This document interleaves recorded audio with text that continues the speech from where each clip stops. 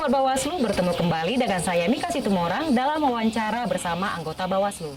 Saat ini saya sedang berada di Parapat, Kabupaten Simalungun, Provinsi Sumatera Utara, bersama dengan anggota Bawaslu Republik Indonesia, Koordinator Divisi Penyelesaian Sengketa Bapak Rahmat Bagja. Halo Pak, selamat datang di Sumatera Utara. Bagaimana kabarnya Pak? Sehat? Alhamdulillah baik, sehat. Ya, nah, langsung saja nih Pak, saya mau nanya-nanya sedikit mengenai SKPP nih Pak. Kita tahu bahwasanya Bawaslu setiap tahunnya selalu melaksanakan program SKPP, Sekolah Kader Pengawas Partisipatif. Tapi masih banyak masyarakat yang belum tahu nih Pak, sebenarnya apa sih SKPP itu dan apa tujuannya? Boleh Pak dijelaskan sedikit? Sekolah Kader Pengawas Partisipatif itu tujuannya untuk meningkatkan kesadaran masyarakat tentang fenomena pelanggaran yang terjadi. Sehingga kemudian mampu untuk melaporkan segala hal yang terjadi berkaitan dengan pelanggaran pemilu. Masyarakat mengawasi, memantau, dan juga mencegah terjadinya pelanggaran. Inilah yang dihendaki dan menjadi tujuan dasar dibentuknya Sekolah Kader Pengawas Partisipatif. Sekolah kader ini diharapkan ditujukan kepada generasi muda yang umurnya 30 tahun ke bawah. Kenapa seperti itu? Karena diharapkan dengan mereka masih umur 30 tahun ke bawah, kesadaran untuk membangun, kesadaran untuk melihat sekitar, dan juga kesadaran berpolitik itu tumbuh. Ya. Berarti bisa ditarik kesimpulan bahwasannya SKPP ini adalah program Bawaslu yang bertujuan untuk mengajak masyarakat untuk terlibat ataupun berperan dalam proses pengawasan ya Pak? Betul. Kalau kita berbicara mengenai peran masyarakat sendiri nih Pak, menurut pandangan Bapak, bagaimana sih sejauh ini peran masyarakat terhadap pengawasan partisipatif? Sampai sejauh ini ya, antara laporan dan temuan itu sangat jomplang sekali. Jadi temuan itu 300% lebih banyak daripada laporan. Inilah yang membuat kami khawatir ke depan teman-teman dan juga masyarakat, juga pemuda itu mulai tidak peduli terjadinya pelanggaran, tidak peduli terjadinya politik uang, tidak peduli terjadinya politik SARA, politisasi SARA dan lain-lain. Inilah yang kami harapkan bisa disadarkan, bisa diambil, dibuat sebagai kader-kader perintis untuk menginformasikan kepada masyarakat tentang adanya pelanggaran-pelanggaran tersebut. Itu ya Pak. Ya. Selanjutnya, apa harapan Bapak kepada para peserta SKPP setelah mengikuti program ini? Harapannya mereka ke depan menjadi influencer. Influencernya bukan influencer dalam tanda kutip negatif ya. Influencer untuk hal kebaikan, misalnya menginformasikan kepada bapak ibunya, kakaknya, adiknya, lingkungan RT, lingkungan RW bahwa kalau ada money politik maka wajib kita untuk menolaknya dan kemudian bisa melaporkannya.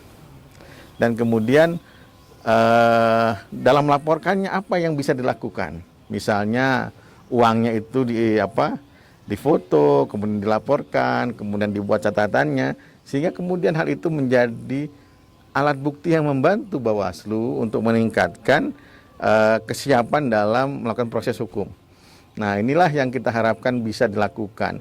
Kemudian mereka menjadi motor penggerak bahwa masyarakat kita sangat peduli terhadap demokrasi dan proses demokrasi yang baik dan benar, yang langsung, umum, bebas, rahasia, jujur dan adil. Dengan mereka menjadi penggerak dan juga kemudian motor perubahan, maka kemudian kita bisa berharap ke depan demokrasi Indonesia akan lebih baik. Pemilu Indonesia akan berkurang politik uang. Mungkin tidak hilang sama sekali, tapi kita harapkan berkurang. Pemilu demi pemilu, politik uang semakin berkurang. Itu yang kami harapkan bisa dilakukan oleh teman-teman lulusan sekolah kader pengawasan partisipatif. Karena seharusnya sekolah ini karena waktunya mepet, kami mengharapkan lebih dari 7 hari. Tapi karena proses sekarang lagi lagi pandemi, lagi juga teman-teman nanti akan menghadapi ujian akhir semester dan kawan-kawan, maka kita padatkan. Ini yang terakhir ya Pak ya. Dari SKPP kita beralih ke penyelesaian sengketa. Ya. Beberapa tahun lagi kita akan menghadapi pemilu 2024 dan pilkada serentak 2024, di mana tahapannya akan dimulai di tahun 2022.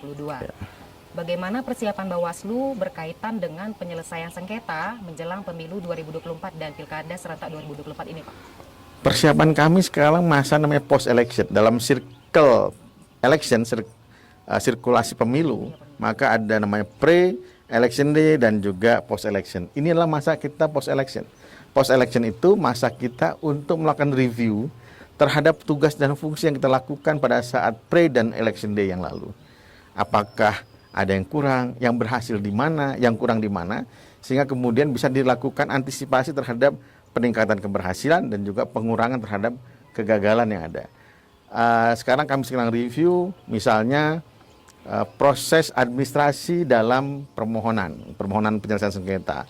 Apakah kemudian staf semakin kuat atau semakin tidak kuat, atau ada yang kurang atau tidak. Nah, ini kami sedang melakukan review pada akhir tahun ini sampai dengan awal tahun ke depan. Sampai pertengahan tahun sudah masanya kita melakukan namanya, kami melakukan persiapan terhadap terhadap penyusunan kurikulum sekarang. Untuk apa? Untuk pelatihan. Kepada siapa? Jangan sampai hanya sekolah kader, tapi para komisionernya tidak sekolah lagi. Nah, komisioner ini kita siapkan dan para SDM staf teknis, para ASN dan staf non ASN itu kita siapkan untuk menjadi para panitera yang handal dan juga staris majelis sidang yang baik dan para analitik yang baik terhadap segala kasus yang ada. Nah, kita melakukan penyusunan kurikulumnya. Nanti siap-siap teman-teman ASN dan ASN, kita akan pelatihannya tidak dalam waktu 3 hari. Insya Allah lebih dari 7 hari. Kita seperti Parapat ini, kita agak asingkan jauh dari hiruk pikuk ibu kota.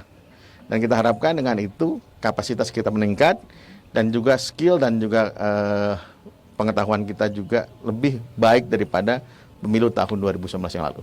Semoga ya Pak ya. Semoga, insya Allah, amin. Tahunya kalau ada pemilu ya Pak ya. Iya. Oke. Baik Pak, terima kasih ya Pak. Sama-sama, atas Mbak. waktunya dan wawancara singkatnya. Semoga Bapak sehat selalu ya Pak. Siap. Sahabat Bawaslu, demikianlah wawancara singkat saya dengan anggota Bawaslu RI, Koordinator Divisi Penyelesaian Sengketa, Bapak Rahmat Bagja. Semoga wawancara singkat ini bermanfaat dan dapat menambah pengetahuan sahabat Bawaslu. Tetap jaga kesehatan dan patuhi protokol kesehatan. Salam sehat dan salam awas.